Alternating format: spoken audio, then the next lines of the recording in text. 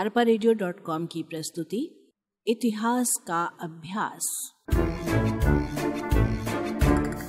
वाचक स्वर कंचन। हड़प्पा एवं वैदिक संस्कृति। इसकी विषय वस्तु है हड़प्पा संस्कृति की जानकारी, नगर योजना, भवन निर्माण, सार्वजनिक भवन, विशाल स्नानागार, अन्न भंडार, जल निकास प्रणाली, संस्कृति का विनाश। सिंध एवं पंजाब में ईसा से 3 या 4 हजार वर्ष पुरानी एक ऐसी सभ्यता का पता चलता है जिसका सामाजिक जीवन सुमेर, बेबीलोन, मिस्र एवं मेसोपोटामिया जैसे संसार की अब तक ज्ञात सभ्यताओं में सबसे प्राचीन है। ये कथन है सर जॉन मार्शल और राखाल दास बनर्जी का। हड़प्पा संस्कृति की खोज से भारत के इतिहास में एक नया अध्याय जुड़ गया। नहीं तो इतिहासकारों की यह धारणा थी कि प्रागैतिहासिक काल के बाद प्रामाणिक रूप से भारतीय इतिहास वैदिक काल से प्रारंभ होता है। हड़प्पा संस्कृति कांस्य युगीन सभ्यता है। इस संस्कृति में पंजाब, सिंध और बलूचिस्तान ही नहीं बल्कि राजस्थान, गुजरात, हरियाणा और पश्चिमी उत्तर प्रदेश के भाग भी सम्मिलित थे। यह संस्कृति जम्मू से लेकर दक्षिण में नर्मदा के मुहाने तक और पश्चिम में बलूचिस्तान के मरकाना से उत्तर पूर्व में मेरठ तक त्रिभुजाकार में फैली हुई है। हड़प्पा संस्कृति के लगभग 1000 स्थलों का पता चल गया है। इनमें कुछ हड़प्पा संस्कृति की प्रारंभिक अवस्था के हैं, कुछ परिपक्व अवस्था के और कुछ उत्तर अवस्था की हैं। लेकिन हड़प्पा, मोहनजोदड़ो, लोथल, सुतकोटड़ा, कालबंगा, बनावली, चहुंदड़ो में उन्नत हड़प्पा संस्कृति के अवशेष प्राप्त होते हैं जिन्हें नगर की संज्ञा दी जा सकती है। हड़प्पा संस्कृति के अंतर्गत इस विशाल प्रदेश का शासन 2 राजधानियों के द्वारा होता है। पंजाब में स्थित हड़प्पा उत्तरी क्षेत्र की राजधानी थी और दक्षिण क्षेत्र की राजधानी सिंध में स्थित मोहनजोदड़ो नगर था। सिंधु लिपि को अनवरत प्रयत्नों के पश्चात भी पढ़ा नहीं जा सका है। हड़प्पा संस्कृति की संपूर्ण जानकारी उत्खनन में प्राप्त अवशेषों, नगरों, भवनों, मुहरों, बर्तनों, आभूषणों, अस्थियों पर निर्भर है।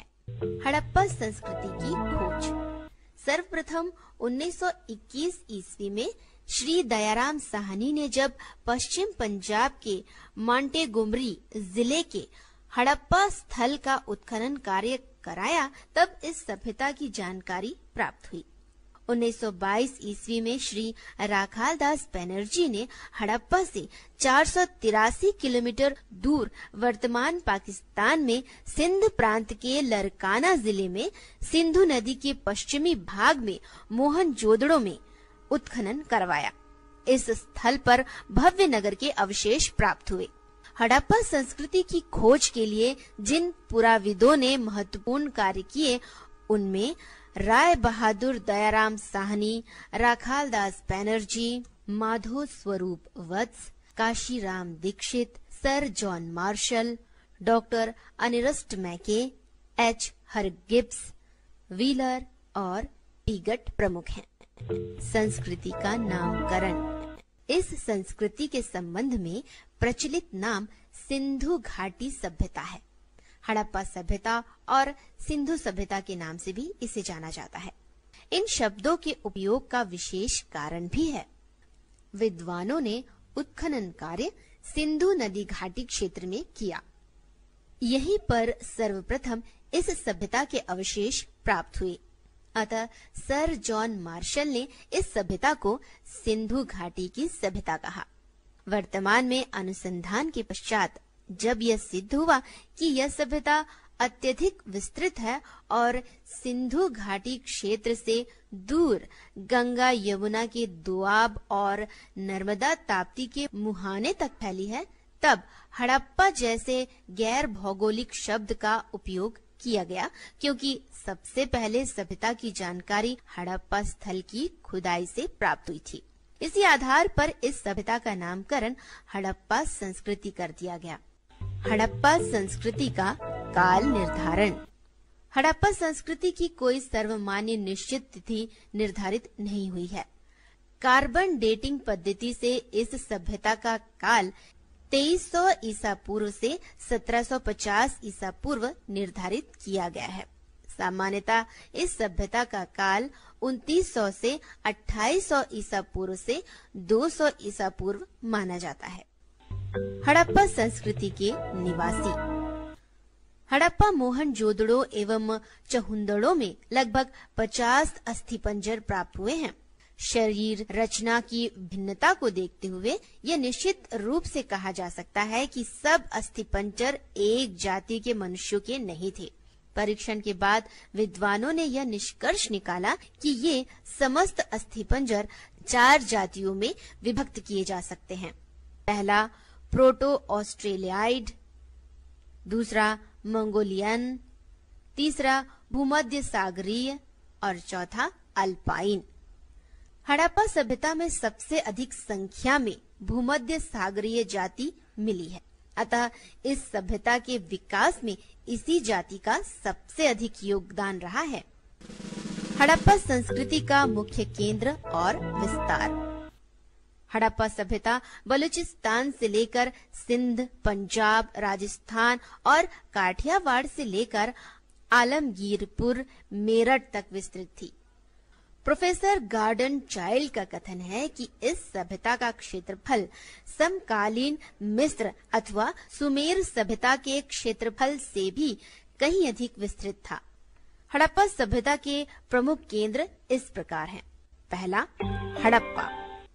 पश्चिम पंजाब के मांटेगोमरी जिले में हड़प्पा स्थित है। हड़प्पा नगर के 2 खंड हैं। पश्चिम खंड में किलेबंदी की गई है और उसे चबूतरे पर खड़ा किया गया है। हड़प्पा में खुदाई में एक अन्न भंडार, ईंटों से बने कोटर जिनमें अनाज रखा जाता था तथा श्रमिक आवास और एक कब्रिस्तान मिला है। पूर्वी खंड चोरों ने नष्ट कर दिया था। डॉक्टर व्हीलर का मत है कि हड़प्पा के चारों ओर एक दीवार थी जो संभवतः शत्रुओं से रक्षा के लिए बनाई गई थी। दूसरा, मोहनजोदड़ो। यह सिंध के लरकाना जिले में स्थित है। मोहनजोदड़ो का शाब्दिक अर्थ है मृतकों का टीला। यह स्थल 2 खंडों में बटा है, पूर्वी खंड और पश्चिमी खंड। यहाँ एक विशाल स्नानागार मिला है। यह स्नानागार लगभग 39 बाई 23 फुट का तालाब है, जिसके चारों ओर सीढ़ियां बनी हैं। किनारों पर कमरे बनाए गए हैं। स्नानागार को खाली करने और साफ सफाई की पूरी व्यवस्था की गई थी। सुव्यवस्थित जल निकास की व्यवस्था थी। अन्य सार्वजनिक भवन, अन्नागार, पुरोहित आवास आदि के अवशेष प्राप्त हुए हैं। मोहनजोदड़ो में घरों का निर्माण पक्की ईंटों से हुआ था। तीसरा है लोथल। यह स्थल गुजरात में स्थित है। यह एक सुनियोजित बस्ती थी। कुछ विद्वानों के अनुसार यह हड़प्पा सभ्यता का एक प्रमुख बंदरगाह गोदीबाड़ा था। चौथा, कालीबंगा। राजस्थान में उत्खनन में कालीबंगा स्थल से जो अवशेष मिले हैं वो मोहनजोदड़ो की योजना से मिलते जुलते हैं, परंतु कालीबंगा के भवन कच्ची ईंटों से बने थे। यहाँ पर जल निकासी की व्यवस्था भी नहीं थी। पांचवा है चहुंदड़ो। यह हड़प्पा सभ्यता का महत्वपूर्ण स्थल है। यहाँ पर मनके बनाने का कारखाना मिला है। हड़प्पा संस्कृति की लिपि। प्राचीन में मेसोपोटामिया की सभ्यता की तरह हड़प्पा के लोगों में लेखन कला और लिपि का ज्ञान था। हड़प्पा सभ्यता की लिपि सेल खड़ी की आयताकार मोहरों और तांबे की पट्टिकाओं पर मिली है। यह बाईं ओर से दाईं ओर लिखी जाती थी। हंटर महोदय का मत है कि सिंधु लिपि चित्र प्रधान है। सिंधु लिपि का पुराना नमूना 1853 में मिला तथा 1923 तक पूरी लिपि की जानकारी प्राप्त हुई। अभी तक यह लिपि पढ़ी नहीं जा सकी है। इस लिपि के 400 चित्राक्षर मिले हैं, जिसमें मनुष्य और पशुओं के चित्र के साथ कुछ लेख भी अंकित हैं। ये लेख चित्र लिपि में हैं।